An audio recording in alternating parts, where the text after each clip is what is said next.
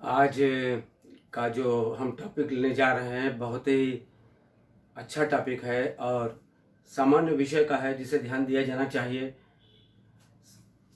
विधि की जो संकल्पनाएं हैं, जैसा कि आप जानते हैं, अधिकार, कर्तव्य, rights, duty, position, obligation, property. तो इनमें से सबसे जो महत्वपूर्ण अवधारणा है उसमें संपत्ति की आपको अवधारणा दिखाई पड़ती है। लेकिन इन सबके पीछे जब भी कोई बात चलती है तो अधिकार की बहुत व्याख्या की जाती है। अधिकार क्या है? सामान्यतः हम सब लोग अधिकार को जब भी पूछते हैं कि अधिकार क्या है, तो लोग ज़्यादातर उत्तर इसी बात से देते हैं कि अधिकार राइट टू प्राइवेसी, जीने का अधिकार है। लेकिन अधिकार वास्तव में क्या है? अधिकार में क्या क्या तत्व होते हैं, क्या लक्षण होते हैं, इस बात का अध्ययन किया जाना चाहिए। अतः आज का जो हमारा टॉपिक है वो इस बात पर केंद्रित होगा कि आप अधिकार से क्या समझते हैं और अधिकार के आवश्यक तत्व क्या है। जैसा कि स्पष्ट है कि अधिकार एक विधिक संकल्पना है और सबसे महत्वपूर्ण है।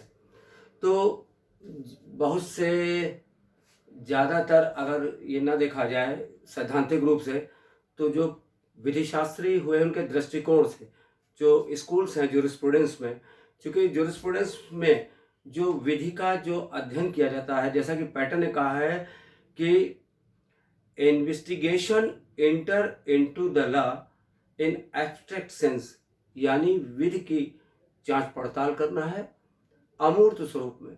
तो हम भी इस बात पर थोड़ा ध्यान दें कि अधिकार की जो व्याख्या की जानी है वो किस संदर्भ में करनी है।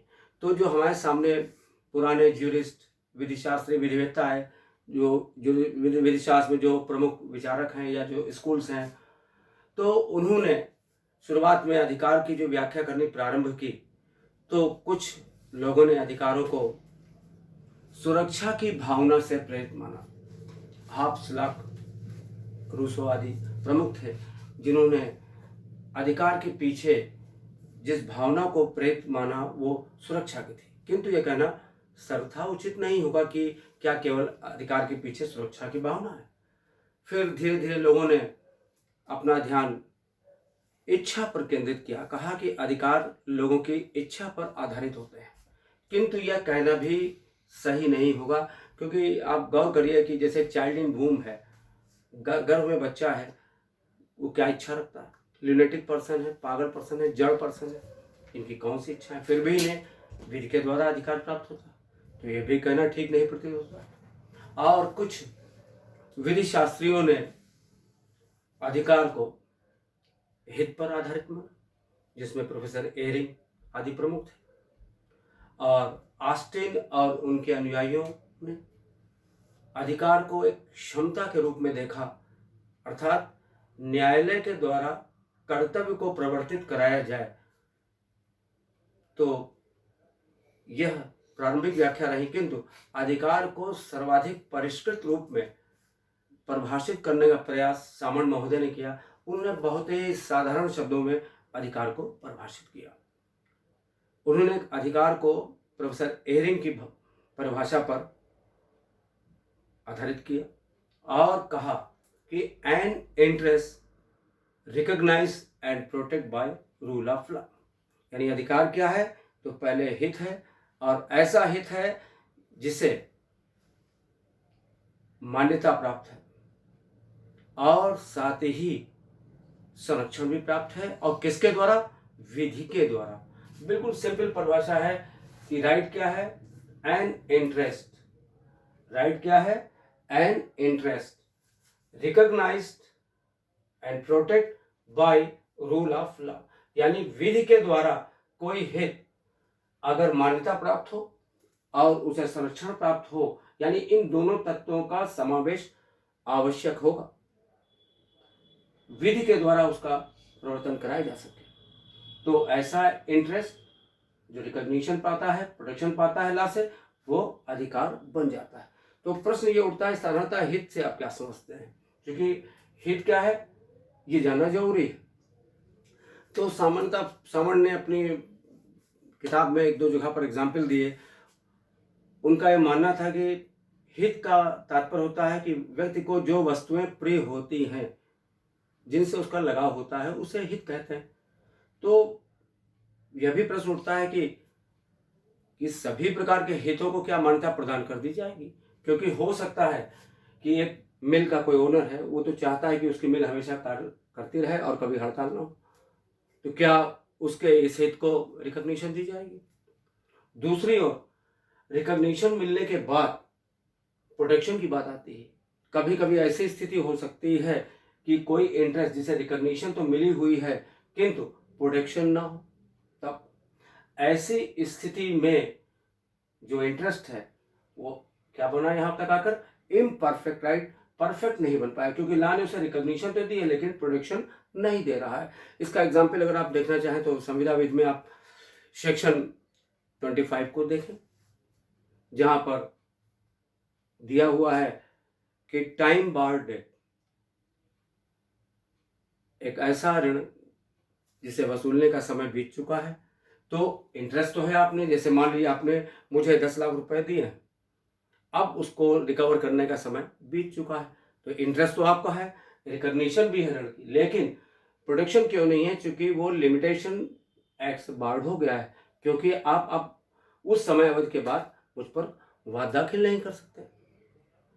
तो ऐसा इंटरेस्ट जिसमें रिकॉग्निशन है लेकिन प्रोटेक्शन नहीं है, वो इम्परफेक्ट राइट है। यहीं पर अगर आप प्रॉमिस कर लें इस टाइम बार्ड डेट को देने के लिए, जैसा संविदा वित्त के अंतर्गत दिया हुआ है, तो तुरंत ही उसका प्रोटेक्शन भी मिल जाता है। तो एक एक्सेप्शन के रूप में अगर सेक्शन 25 में आप देखते हैं तो टाइम बार्ड डेट दिया हुआ है, जहाँ कंसिडरेशन नहीं है तो क्या करार शून्य का बताया गया, तो एग्जाम्पल पे उसे देखा जा सकता है। तो राइट क्या देखा आपने कि इंटरेस्ट है, इंटरेस्ट रिकॉग्निशन होनी चाहिए, प्रोटेक्शन होना चाहिए, किसके द्वारा? विधि के द्वारा, यानी ऐसा हित जो विधि के द्वारा मान्यता प्राप्त और सुरक्षित हो। तो यह जो परिभाषा है दिखने में बहुत ही साधारण और सारगर्भित है, ये अपने अंदर तमाम तत्वों को समावेशित कर लेती है। इस परिभाषा के जो तत्व हैं और इसके कुछ उदाहरण की सहायता से समझेंगे एक साधारण रूप में, और इसके साथ जो लीगल कंटेंट है वो मैंने लेक्चर के एंड में लिंक पे डाल दिए हैं, आप लोग देख जो पढ़ना चाहें उससे देख सकते हैं। अब देखिए कि जब राइट जब बन चुका है तो उसमें क्या चीज़ें होनी चाहिए, तो इसको बहुत ही सामान्य अपनी किताब में काफ़ी अच्छे तरीके से दिया है। तो अभी उनके द्वारा दिए गए उदाहरण से भी देखते हैं, और जो आपने LLB के सिलेबस में जो केस लॉ पढ़े होंगे उनसे भी संदर्भित किया जाएगा। तो देखिए एलिमेंट्स क्या है। तो जब कभी किसी अधिकार की बात करते हैं कि अधिकार है, तो न्यायालय क्या जानना चाहता है? तो सबसे पहले देखता है, ये देखिए वर्ड यूज किया है पर्सन, तो person of inherence, person of इनहेरेंस तो पहला एसेंशियल दिखाई पड़ेगा, पर्सन ऑफ इनहेरेंस, यानी इनहेरेंस माने धारण करता।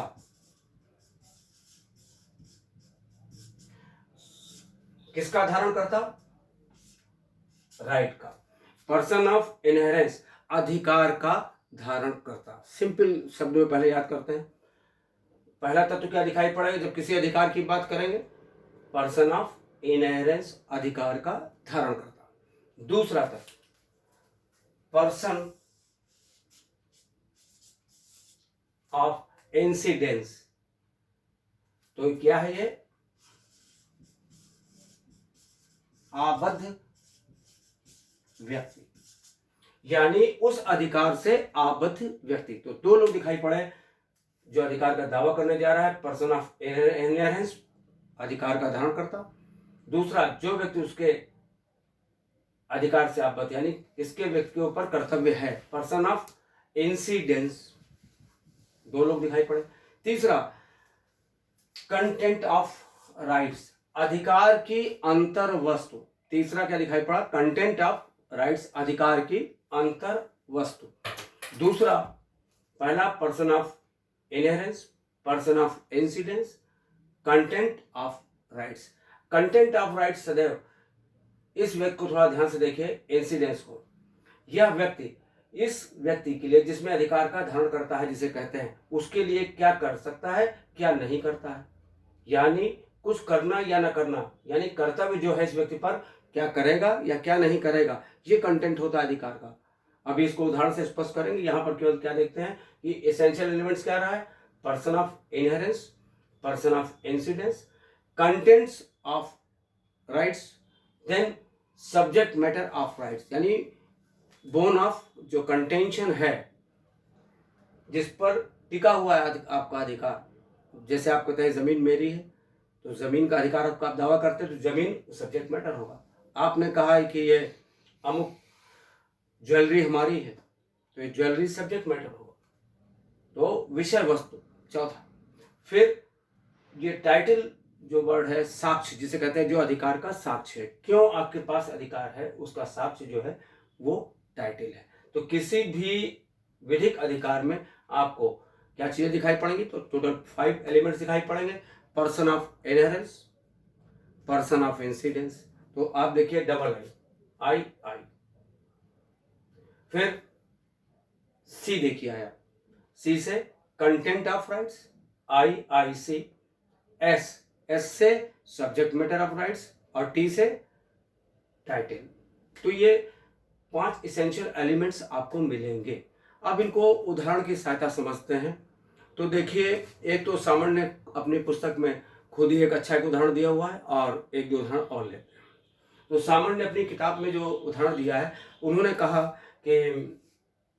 कहा कि मान लीजिए कि ये एक प्लॉट है, एक जमीन का टुकड़ा है, पीस है, जो मिस्टर ए ने परचेस किया है, खरीदा है।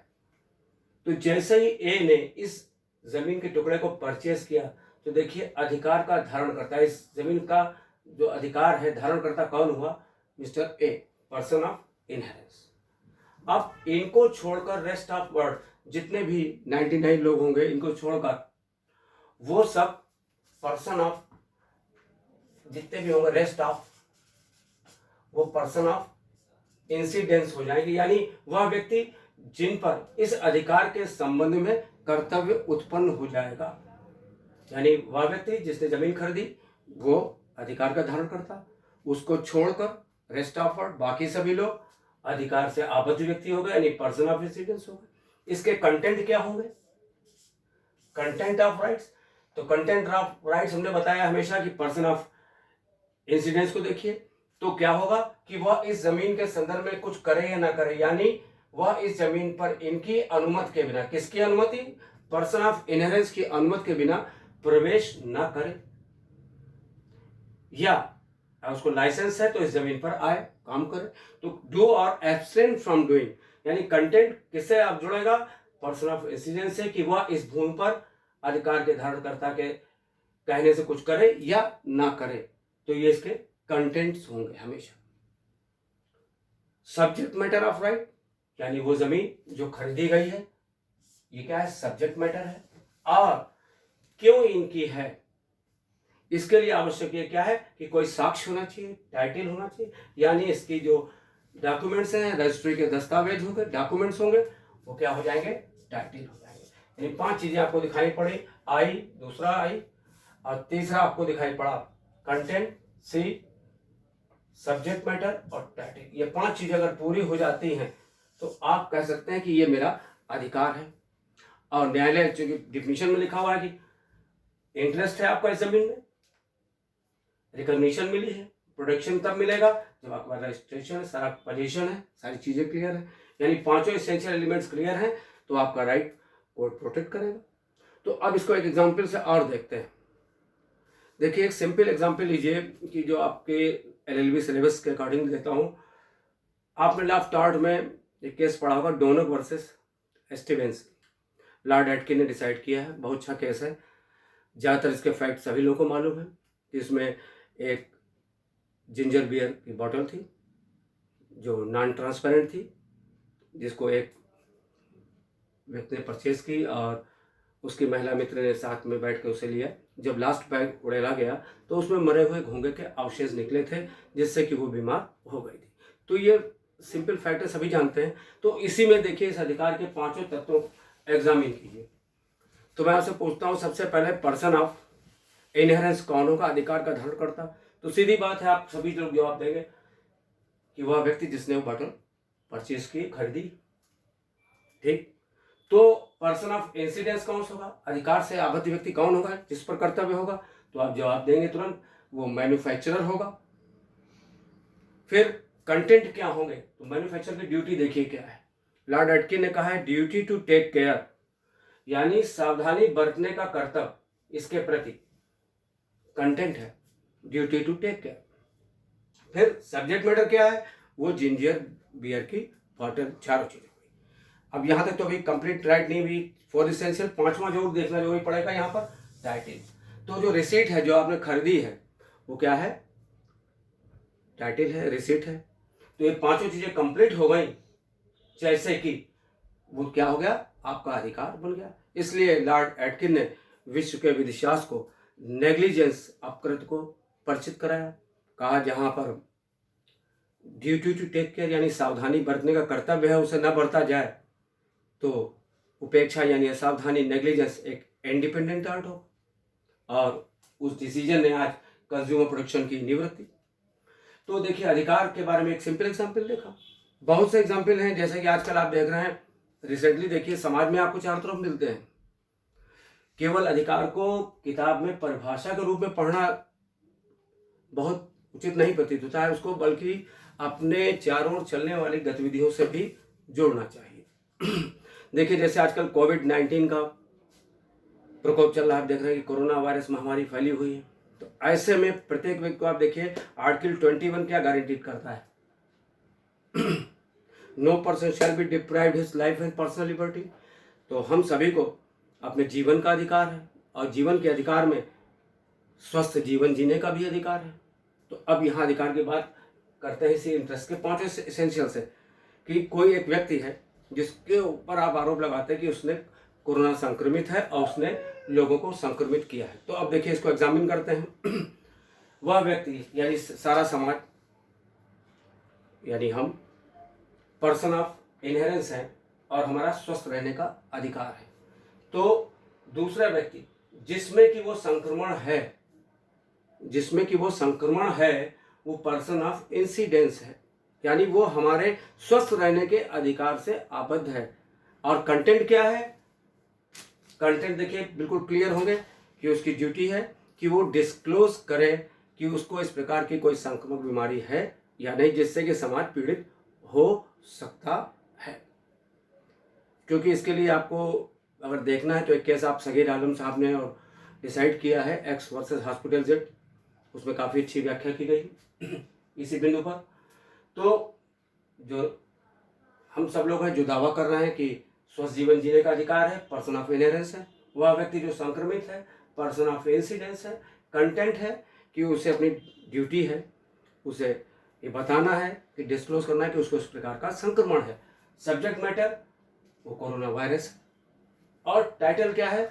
उसकी जो रिपोर्ट आई है पॉजिटिव। तो इसको इस प्रकार समझिए कि एक व्यक्ति है जो कि डिटेंशन रूम से भाग गया है और उसे पकड़ के लाया गया है। अब आप उसके ऊपर FIR करेंगे। तो इसका मतलब क्या है कि अधिकार कहीं तो एग्जिस्ट कर रहा था। तो अधिकार क्या था? स्वस्थ रहने का अधिकार। उस व्यक्ति ने उस अधिकार का उल्लंघन किया क्योंकि कंटेंट था उस अधिकार को बनाए रखने का। तो एग्जाम्पल से आप देखिए सोसाइटी में आपको बहुत से इसके उदाहरण मिल जाते हैं। तो अधिकार को, चूंकि इसकी बहुत सी परिभाषाएं, हमने केवल एक सामान्य की परिभाषा से बताया है। प्रोफेसर हॉलैंड की परिभाषा है, प्रोफेसर ग्रे की परिभाषा है, और इसके कुछ सिद्धांत है, हित का सिद्धांत है, इच्छा का सिद्धांत है। तो इसको मैंने यथासंभव कंटेंट करके लिंक में रख दिया है। आप इसको अगर देखेंगे लेक्चर को तो उसके साथ में आप चाहें तो ये कंटेंट भी देख सकते हैं। और एग्जाम्पल जितने भी हैं आप बहुत से केस के साथ में अधिकार को एग्जामिन कर सकते हैं। एक साधारण तरीके से पढ़िए और देखने का प्रयास ये कीजिए कि कितना हम उसे समाज से संदर्भित कर सकते हैं। धन्यवाद।